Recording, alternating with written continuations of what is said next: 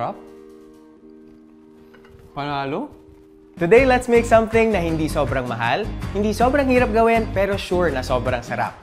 Yan ang Pinoy-style yakisoba. Ito ang ating mga ingredients. 125 grams of kikiam. 125 grams of pork or chicken liver, whichever you prefer. 1/2 onion. 3 cloves of garlic. 3 cups of chicken broth.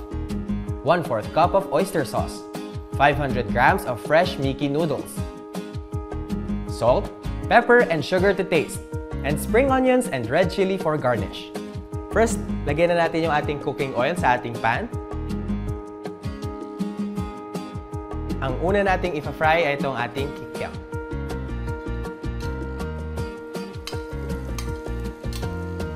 So itong ating kikiam, kinot natin in half para mas madaling lutuin at syempre mas madaling kagatin. Yan. Next naman natin na ipa-fry ay itong ating liver na marinated sa calamansi at soy sauce.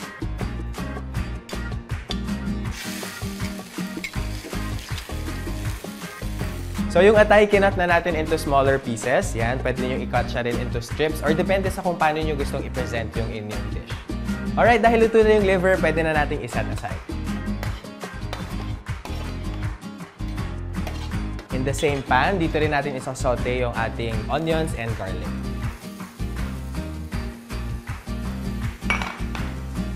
So yung mga bits nung yung liver kanina, andito pa rin siya. Since okay na yung ating garlic and onion, next naman natin ilalagay yung ating chicken broth. So dito na natin masasama yung mga flavors ng dumikit na liver kanina nung prinito natin. Kaya ginamit lang natin yung same pan. So hintayin na natin mag-simmer yung ating broth at saka natin ilalagay yung ating noodles. Ngayon na malapit na siya mag-simmer, i-add na rin natin yung ating oyster sauce. Next, lagyan natin ng konting sugar para ma-balance out lang yung saltiness ng ating chicken broth. Yan. Huwag nyo rin kakalimutan na tikman as we go para ma-check niyo yung lasa kung okay naman siya. So, ngayon na nagsisimmer na siya, pwede na nating ilagay next yung ating noodles. Itong noodles na to tinatawag na Miki. Make sure lang natin na hinugasan natin ng maayos bago natin ilagay dito sa ating pan. Preferably, hot water yung ipanghugas natin para matanggal yung mga excess starch at saka yung unnecessary na mga lasa. Haluin lang natin at hayaan natin siyang maluto ng mga around 5 minutes. Make sure na hinahalo natin occasionally para hindi dumikit yung noodles dun sa ating pan. At dahil medyo lumalapot na yung ating sauce, pwede na nating i-add yung ating mga frinay kanina. Yan, pwede na nating i-add yung ating kikiam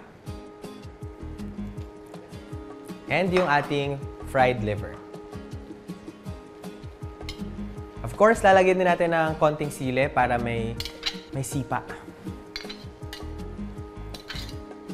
At this point, lulutuin din ulit natin siya for another 2 minutes and okay na yung ating Pinoy-style yakisoba. Alam niyo ba yung ibig sabihin ng yakisoba ay fried noodles, no? So yung yaki, ibig sabihin niya sa Japanese parang fried, ganyan. And then yung soba is a type of noodles na ginagamit nila para dito sa dish na to. So since ito ay isang Pinoy-style yakisoba, gumamit tayo ng Miki noodles at nag-add tayo ng iba't ibang mga sahog. Pwede rin kayo mag-add ng iba pang mga ingredients dito, depende sa inyong budget. Pwede kayo mag-add ng mga carrots, ng cabbage, or kung ano mang iba pang gusto nyong i-add. Ready na ang ating Pinoy-style yakisoba.